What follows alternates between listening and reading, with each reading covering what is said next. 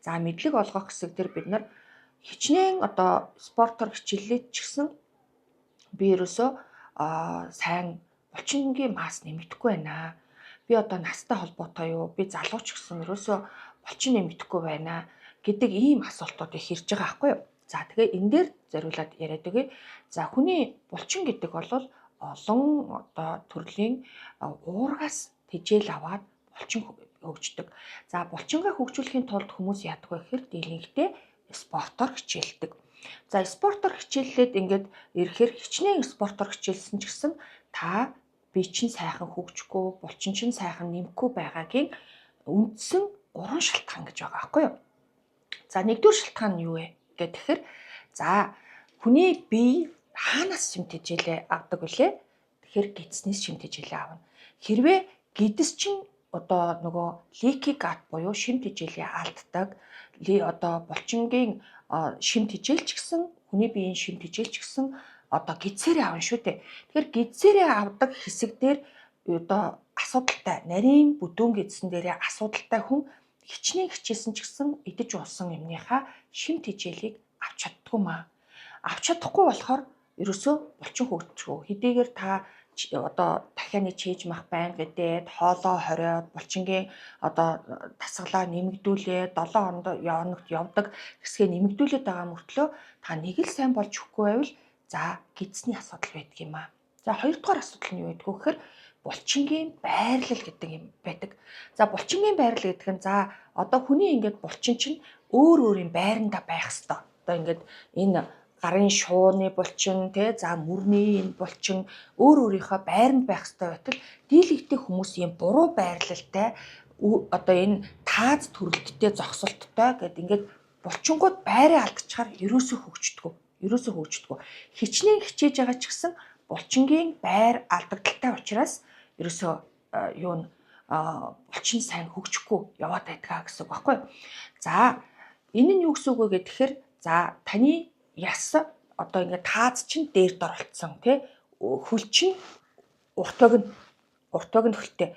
Тэгээд өөрөө мэдхгүй ингээд догонцоод явж идэг ийм хүн байлаа гэхэд хөлийн булчингууд дандаа буруу байрлалтай, таазны булчин өгзөг дээр дор байрлалтай, хөлийн одоо шилб одоо байнга нэгдэл нь ачаалттай учраас нэг нь бүдүүн, нэг нь нарийнхан тий. Тэгээ энээсээ шалтгаалаад тааз дээр дор байрлалчаар бие мушиграад ингээд ирэхээр энэ гидсний булчинг язаатал гаргаад иртэл 6 булчин нь дээр дор байралтай байждаг байхгүй юу? Хүмүүс яг дээр дор байралтай. Тэгэхээр хүний биеийн арга ясны бүтэц зөв болоод булчин яг байрандаа очсон цагт булчин хөгждөг юм аа гэдэг ийм хоёрдугаар асуудал байна. За гуравдугаар асуудал нь зөвхөн булчин биш. Булчин чинь ингээд нөгөө булчингууд ингээд байж байгаа шүү дээ. 2 толгойт булчин, 3 толгойт булчин гэдэг ингээд булчингууд байж хагаад булчин болгон нөгөө булчингаасаа одоо салан тус харлагддаг гадуураа хальстай байдаг байхгүй юу? Тэгэхээр булчингийн хальс гэж нэрлэж байгаа. Тэгэхээр бүх биеэр булчингийн хальс байдгаа гэсэн үг. Тэгэхээр нэг булчин нөгөөтөйгтэйгоо ингэж давхарлаж орхиход одоо оршиход нэг булчингийн дээр нөгөө булчин маань ингэж одоо үрэлцэж ингэж оршиж идэг. Гэтэл бид нар булчингийн хальсыг ерөөсөө тоодгүй учраас булчингийн хальс нь хатуураад, чангараад, тэжээл дутагдаад ингэж ирэхээр булчингийн хальс хатуураа чангарчаар дотор байгаа булчин томорч өгдөггүй, хөгжиж өгдөггүй ийм байдалтай байдгаа. Тэгэхээр 3 асуудлаас болоод хичнээн их дасгал хийсэн ч гэсэн булчин хөгжихгүй байна гэдэг асуудал үүсэж байгаа байхгүй юу? Тэгэхээр булчинд хэрэгтэй тэжээл болохоро уурга байдаг. Тэгэхээр уурга идээдээ, уурга сайн идээдээ гэдэг уурга хичнээн идсэн ч гэсэн булчин дутагдaltaй хүмүүс байж идэг.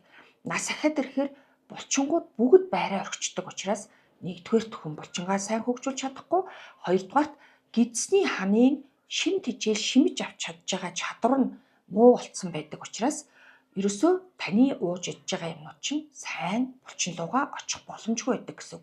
За тэгээд энэ одоо шим тэжээл тээвэрлж байгаа хэсэг чинь цусан судал байгаа шүү дээ. Тэгэхээр одоо эм чинь дандаа хэлдэг гидс таних асуудалтай нарийн гидс шим тэжээлээ авч чадахгүй, бүдүүн гидснээсээ бохироо гүйцэд гаргаж чадахгүй бол таны бие байнгын дотроо өрөвсөлттэй болж эхэлдэг.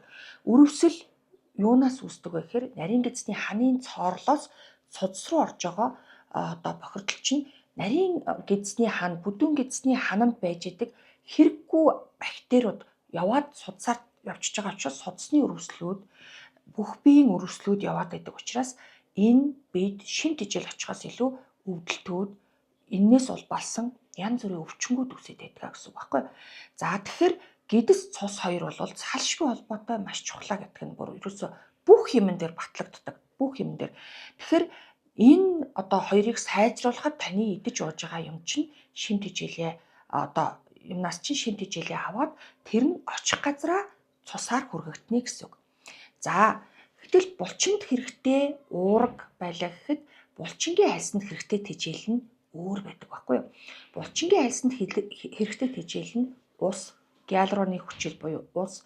За тэгээд одоо нөгөө коллаген ширхэг гэд ингээд байдаг байхад таны гэдэс нэгэнт бохирдолтой болвол энэ шимт ижээлүүдийг авч чадахгүй байсаар байна гэсэн.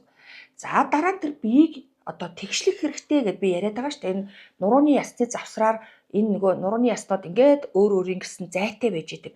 Энэ завсраар мэдрэлийн судлууд нь гараад мэдээлэлд дамжуултал энэ нь ингээд далигаад мушгаа тавьчихаар ямар нэгэн эргэтэн муудаад хүн байнга одоо ийм асуудалтай болдог. Тэгэхээр хүний лайф поз буюу амьдралын поз нь зөв болоход булчин одоо бүр дасгал сайн хийгээгүй байхад хүртэл хөгжиж эхэлдэг байхгүй юу? Өөрийнхөө байранд очиод.